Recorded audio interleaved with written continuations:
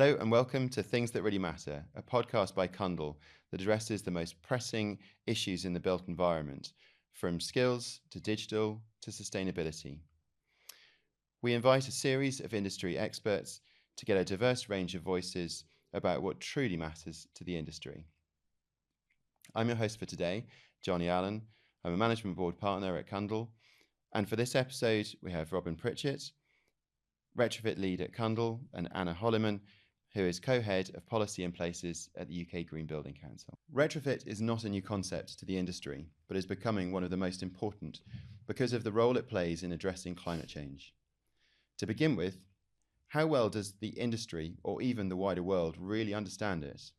We'll start with you, Anna, and then move to Robin. Why is retrofit so important for the future of the built environment and also the journey to net zero carbon?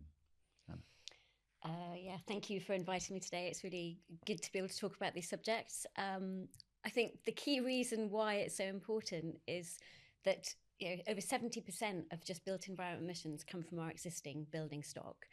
That's both homes and non-domestic buildings. So unless we tackle the operational emissions of our existing buildings, we're not going to reach our net zero targets.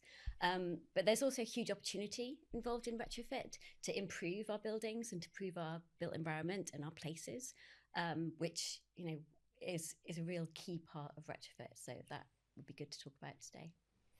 Yeah, I think just to echo that, so much of the buildings we've got today are still going to be with us in 30 years' time, that we need to be prioritising work on those, and they do present a different set of challenges and constraints to new build and other elements, and it is a massive opportunity to actually just improve the environment around us, make it work better for occupants, users, and actually deliver a healthier, sort of nicer place to work, shop, live in.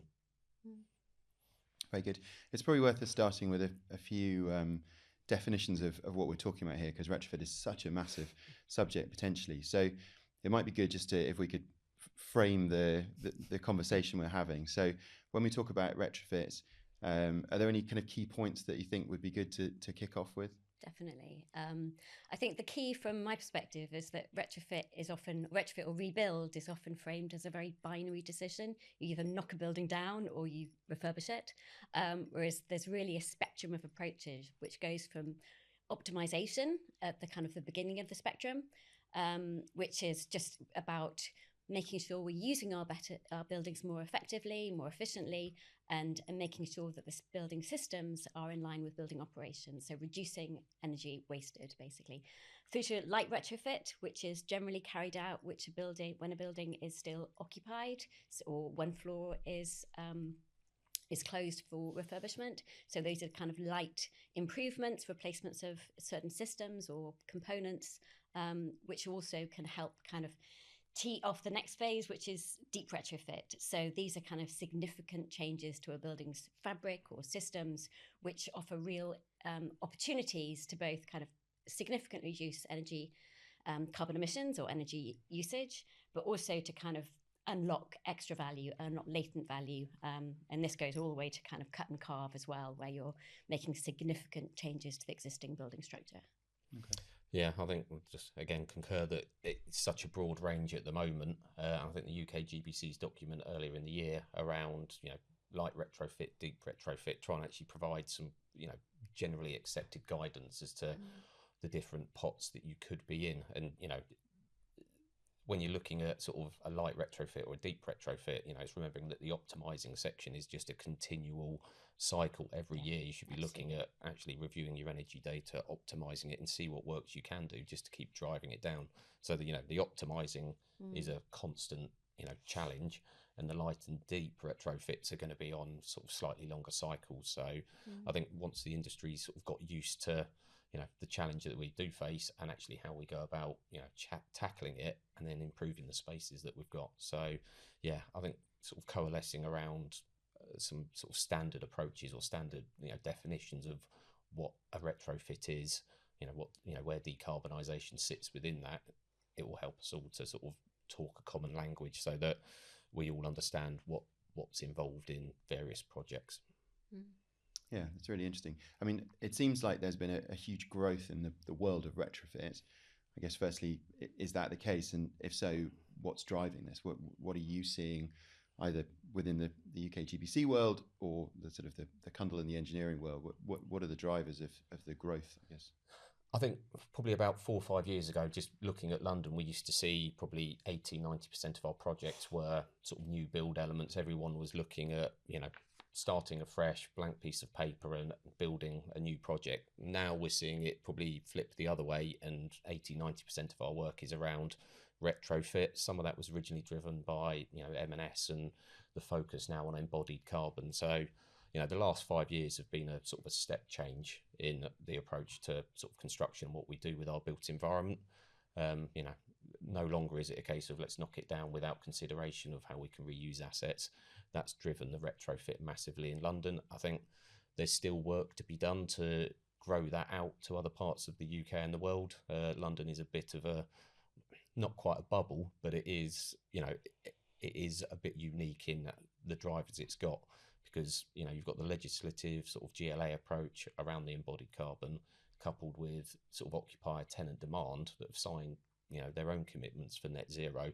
So we see tenants driving landlords to decarbonise a building, make it more sustainable, because they've already committed to being net zero carbon themselves. So London's a nice happy place in some ways, in that we've got a tenant demand, we've got an investor landlord sort of demand and drive for it. That's really helped sort of grow the learning in London, which we now need to sort of grow out to the rest of the UK and try and sort of push the value proposition in the other major cities we've got and locations, so that we can start to spread it out more. I think from our perspective, there's three main drivers. So there's the policy drivers, market drivers, and value drivers as well. From a policy perspective, notwithstanding what's happening in London, there are a couple of consultations that were launched by government back in 2021-22, which set out the new minimum energy efficiency standards, so MEES standards, and proposing that a minimum of EPC-C was required for 2027, and then EPC-B for 2030 for non-domestic buildings that are rented out. And this would be a significant shift for industry, but we still haven't had a response to those consultations. And there was another one as well about the disclosure of energy performance. And again, still no response on that consultation. So there's a kind of policy gap in that space where the leaders, the kind of pioneers of industry, are kind of heading towards what that could look like and retrofitting their buildings to align with what is expected to be future standards. But those at the other end of the spectrum aren't aware or are trying waiting till the policy is actually in place to make that shift. Market drivers, obviously ESG has gone significantly up the agenda, and the sustainability commitments that you've already spoken about, that is driving demand post-COVID, especially in what we call the flight to quality, and that kind of what's quite often talked about in that bifurcation of the market, where you get the green premium offices going at much higher rent levels and being, having that real value add. But at the other end of the market, we've got the brown discount and other kind of buildings heading towards being stranded assets. And value, I think, with some real great examples that we're seeing, I think we're really trying to understand how much added value there can be and in retrofitting our buildings and improving the standards and improving from a strictly financial perspective, those added rents, but also the added floor area you can get through retrofit, but also kind of thinking about how it improves social value, health and well-being, and kind of the broader kind of value of our built environment. There's that kind of three aspects to it, I think, that's really shifted. I think definitely it's interesting on the green premium or brown discount, because I'm speaking to sort of investment managers this morning, and they were saying that what they really need is the data to demonstrate either a premium or a discount, so that it actually gets factored into their decisions, and the sort of when they're looking at retrofit measures to be implemented, the actual unfortunately, it is a fairly bottom line, numerical assessment to say, is it viable or not to do these works? What do we do with this asset? And actually having the data and the background for them to be able to say there is a green premium, it is 10%, 15%, whatever it might be, and actually have the evidence base for themselves is one of the keys. I think that the industry sort of tacitly acknowledges that there is a premium and a discount, but having a number to be able to apply to it to say this is how it factors into our decision is actually going to be one thing that will help with certain decisions that are made. Just want to, I mean, you've both touched on a number of massive areas there, but picking up particularly on the sort of government and policy elements, and then the funding, they're two huge drivers on the sector, but also this retrofit market.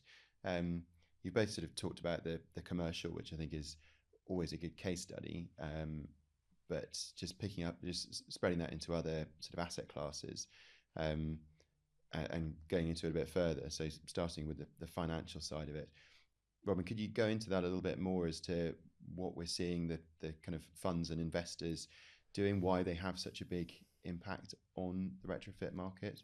Yeah, I think there's the funds nowadays have sustainable disclosure regulations, financial disclosure regulations, where they need to demonstrate the green credentials of the funds that they manage.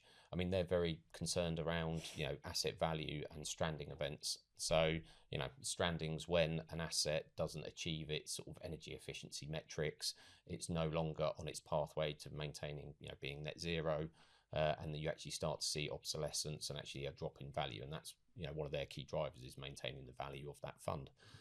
So they're trying to keep below the curve, keep it on a sustainable trajectory to maintain value. So the fact that there's more regulation for them with EU taxonomy and the various sustainable financial disclosure regulations is making it more prominent for them to factor it into their decisions. The other bit that is physical climate change risk assessments and other elements that are starting to sort of grow pace and feed into this. So it's a growing area. We're only going to see it increase in terms of how rigorous the disclosure requirements are. But yeah, the funds see it as being very necessary to actually maintain their asset value, and that means that they're now looking at all of their portfolios, all the funds that they manage, and trying to, number one, benchmark where they're at the moment to understand are they already stranded, or which assets do they hold, which do they look to divest, and then what they can do in terms of pathways for the individual assets. But you talk to some of the funds, it might be 25, 30 properties spread out across Europe. So this isn't just a UK thing. The funds are spreading out into Europe, and so actually you're not just looking at a London office. It will be a variety of retail, industrial, student accommodation across the UK, Europe, and other funds. It's out into the rest of the world. So it is a very the finance world is very interconnected globally in terms of London's quite a good in that it's a global financial hub. We see a lot of the funds sort of centred here, and a lot of the knowledge around them sort of centred in London. But they're driving it because they need to. So we've got the financial side seems to be pushing hard. And I guess one quick follow-up question is that, back to what Anna was saying earlier, is that kind of early adopters seeing where it's going, or do you feel with looking at your clients within that group, is that just now a set standard, that this is what's happening? I think that it is almost business as usual for them now. It will depend on the scale of the fund and the investors, but I'd say everyone is understanding it. There's still probably a knowledge gap on the investment management and sort of ESG side of it is very well versed in what they need to do. It's sort of that going down to the individual asset managers is where there's probably a knowledge gap or more support needed to be able to translate the ESG goals at a sort of a fund level through to actually implementation, procurement, and doing the work at a individual asset level, and allowing people to have a common language to talk about, because the investment community talks a very different language to sort of necessarily the sustainability, building services engineers and the consultants. So actually it's tying up so that we're both talking, in a sort of a language we'll both understand, and they're very financially driven, of course. So it's making sure that when we're presenting a case or a business case for something, it is robust, it is investment grade, and it allows them to understand it without being sort of. I like the way you naturally transition to talking about assets, because you're talking about finance rather than about buildings or something else. Yeah. The terminology is really quite key, isn't Yeah. it? Yeah. Different. Just to pick up on one thing you mentioned, actually, a lot of very good points on the climate resilience. I think that's somewhere where there's really a need to raise awareness, because I think in the investor world, it's talked about quite a lot. Yep. But potentially in other spheres of industry, not so much. And just to plug one aspect of our work that's launching in a couple of weeks' time at COP, we're launching the Climate Resilience Roadmap, which is a real key industry-wide collaboration to raise awareness and help give people metrics to understand how the built environment is going to change with increasing climate risks, and what we can do about it, what we need to do about it. Could you tell us a little bit more about that then? As it's hot off the press or about to be? But I mean, I think initially it would be quite useful, just to talk a little bit more about climate resilience and why that is so important for how we retrofit buildings. I don't know if you want to. As part of the research, what we've understood is the lack of preparedness in the UK for future climate scenarios, and there are key risks that are associated with future climate, in wildfires, flooding, drought, extreme weather and storms, and there's another one that I forget at the moment. There's 5. I'll come back to that. And it's understanding how we can make our buildings more resilient. What do we need to do at an asset level, and what do we need to do at kind of place-based level? What do local authorities need to do? What does government need to do? And what does each individual stakeholder need to do to be ready for these, and to kind of transition the built environment towards one that's more adaptable, more resilient and adaptable and ready for these future climate impacts. We've seen it a lot, particularly in Europe over the summer, the awful flooding. Those kind of events are going to happen more frequently, and there's a huge amount that we need to do to prepare for that. I think just, the insurance side of it is, again, quite a driver for the climate change risk and physical risk assessment, because ultimately it feeds through to every business, every person in the UK when we're paying our home insurance premiums and things like that, because, flooding, fires, all of these events feed into, basically the risk pot that the insurers have to allow for. So there's a big drive from, the Association of British Insurers around this as well, to actually make sure that there is consideration of it and it's factored in. And as part of our sort of due diligence now, when we're assisting clients with acquisitions, it's, we'll look at, the standard sort of technical due diligence around systems and services, but there's another strand of it that looks at where the energy positioning of the asset is, how efficient is it, and then what are its physical climate change sort of risks, and where it sits in those metrics. So it's now becoming, again, another sort of business as usual standard thing to be considered for at the acquisition stage, and then what the mitigation measures are going forward. Okay, very interesting. So Anna, coming back to the sort of the policy side of things, we've sort of heard the push that the financial markets are giving big chunks, I guess, of the built environment in the UK and elsewhere. Is policy, I mean, you kind of talked about some of the consultations that have been done and things, but is policy pushing at all? And like, where are the gaps, and what can we do to, I guess, push that forward? We have a new government now, since we published the report earlier this year, and there's nothing concrete as yet. There are some good signs in like more funding for home retrofit, for example. So there's some good signs that they are wanting to push in the right direction within that kind of the very clear narrative of fiscal responsibility. So we are having conversations with DESNZ and other parts of government just to support in pushing in that direction. And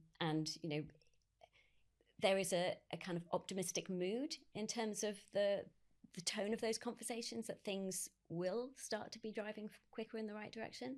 But yeah, it's still too early to say what exactly will be happening. I think it'd be nice to see sort of a clear roadmap of this is what, over the next 5 years, 10 years, this is our plan for actually how we deliver it on a more granular scale than the climate change commitments we've got. We're going to reduce by 50% by this day. We'll be net zero by 2040, 2050. And actually, it's a good aspiration, but it does need a level of detail to go with it that's cognizant of the challenges that we face in terms of just skills base in the country. Absolutely. Around if we look at how many tens of millions of homes that are going to need to be decarbonised, how many thousand a week we need to churn through to insulate, improve the put heat pumps in, PV on the roof. Physically looking at do we have enough skills and the workforce to actually deliver this in the UK? I think, and the supply chains to provide the heat pumps and people to install them correctly, sized correctly, so that they actually work as they're intended and don't have the unintended consequences that we've seen in previous initiatives that have been kind of rolled out too quickly. There's. And I think, I mean that's the thing. There's I guess it's such a multifaceted problem that the policy is we do need clear policy, and it needs to be fairly forward thinking. And actually, it's never great for a government to basically do something that is going to annoy a lot of voters, but somebody is going to need to, or industry. There is that. I mean, but if you look at how we electricity bills and how they bear the brunt of renewable subsidies and wind farms, etc., then surely it should be gas that's bearing the brunt of that, because that's what we're trying to get rid of. But it's going to take a brave government to turn around and start taxing homeowners and utility bill payers more money to fund the decarbonisation. And it's about focusing on those able to pay as well, isn't it? Yeah. There's no point taxing people who are already struggling with fuel poverty, etc. Exactly. Increasing bills. Yeah. So, absolutely. Yeah. I mean, it's a fascinating area, and I mean it seems that there's a gap the other way at the moment. The policy is almost just not keeping up with what's already happening today. So that's a strange area to be in. I often think the challenge around can we get this done is a bit of a strange one, and probably reflects on it a little bit on us as an industry. That if you look at the changes that have been made in society in other ways, if you go back a couple of decades and said, everyone's probably going to have 3 computers on their body at any one time. Every classroom's going to have a computer in it, or every child's going to have a computer in their classroom. Every office, everyone's work, everything. Not only that, your fridge and oven and everything are probably going to be a computer. Then people would have thought you're absolutely mad, and yet we've done it. The biggest companies in the world are worth trillions, and they're all essentially computing companies. We have precedent of doing these things, but if you'd gone back then and said we're going to do this as a future focused thing, everyone would say we can't afford it. You're absolutely ridiculous. It's totally mad. But yet it happened, and now we don't even think about it. Whereas actually the size of this challenge is probably about the same. You kind of go, well, it's going to cost us trillions. You go, well, Apple's now close to being worth 4 trillion. All the other tech companies, that has been done before. It's not in any way difficult, but it's when you look at it from before it happens and think about what perfection looks like. We have to do things, we have to get them wrong at times, and there'll be companies that succeed and companies that fail, and initiatives and things, but we have done these things many times before. It always seems impossible till it's done. That's the phrase, isn't it?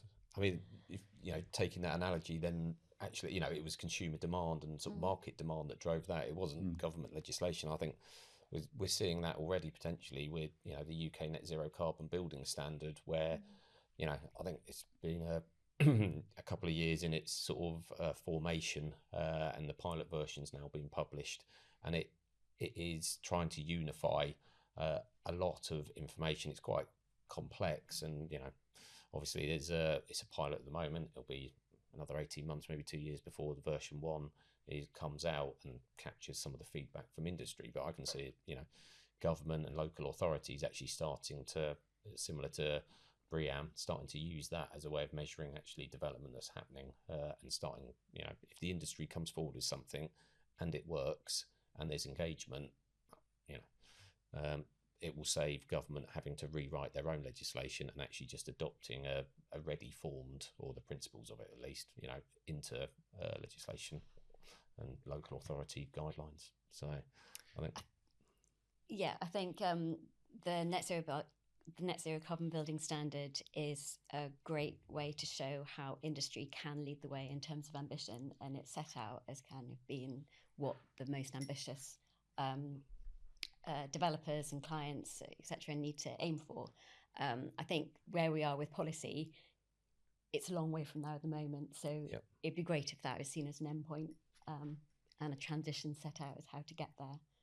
But we're a long way from there at the moment. I think, as you say, they're giving a clear definition is clearly a very important point along the journey. I mean, that was obviously one of the drivers for starting the thing in the first place.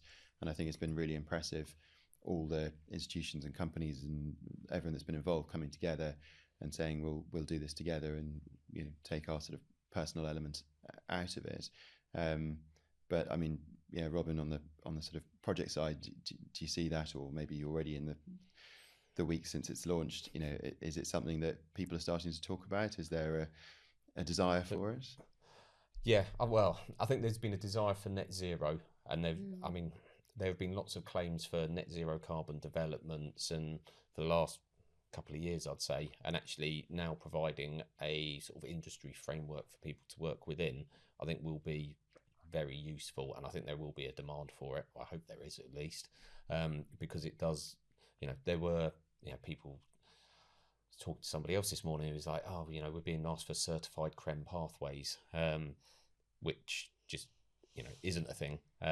You can't certify CREM, and the UKGBC sort of offices, sort of pathway. Again, people like looking at it. It's really useful information, but it's not something that is verified, validated. Even with neighbours, it's done on a star rating system, so it's not net zero. It's a very good system. So actually, I think I can see the demand being there, because number one, it encompasses the full range of the net zero carbon definition for a building, and also it provides a framework for people to work within, and limits, not targets, for what needs to be achieved. Your confidence of policy catching up with something like the UK Net Zero Carbon Building Standard. I mean, that's essentially where we need to get to. Their entire built environment has to be net zero carbon to hit our sort of climate change goals. But if we say that if this is the critical decade, or whichever way you describe it, it's a bit worrying that we're still maybe a couple of years away of government coming anywhere close to thinking that's where we're going to be. I think the net zero carbon building standard is great because it takes the top-down pathway that the built environment needs to align with, and also the bottom-up of what we can actually achieve, and it comes to somewhere in the middle, which is plausible, to achieve what we need to for the 1.5 degree pathway, but also achievable for people designing buildings, people operating buildings, and it is divided into different typologies. So, for example, offices have to have different limits to hospitals, for example, because the needs and the requirements of each are very different. So it gives a very clear structure for people to follow. I think we've had frameworks around what net zero means for the built environment for buildings since the UKGBC had task group to define what that meant back in 2019. So, we've set out that framework. It's the clarity over what each typology needs to be limited by, and how that is ratcheted up towards 2050 that's really key. It's much more clarity and much more, and the fact it was such a huge industry collaboration, cross-industry collaboration, featuring CIBC, RIBA, UKGBC, BRE, it was really cross-industry. So it's a very strong message to government that industry can deliver this, wants to deliver this, so we need to set out the pathway to get there. Yeah. I think in terms of, we've got the regulations at the moment around EPCs, which are measuring very different things. They don't measure in-use performance at all. So, to actually put the net zero carbon building standard into regulation, we need to start by measuring for performance, making that normal and making that, improve transparency over, what energy buildings are actually using, because we can't see that at the moment. It's completely hidden from the market. And that's one of the key issues, really, kind of where we are to where we need to get to, is we don't even, it's only the real leaders in this space who are actually sharing data. And the people in our task group, and there's another task group ongoing now looking at retrofitting retail and logistics buildings. We found it incredibly difficult to get data from beyond the task group. People are not keen to share data for many, many different reasons, often very valid ones, and that they just can't get access to it.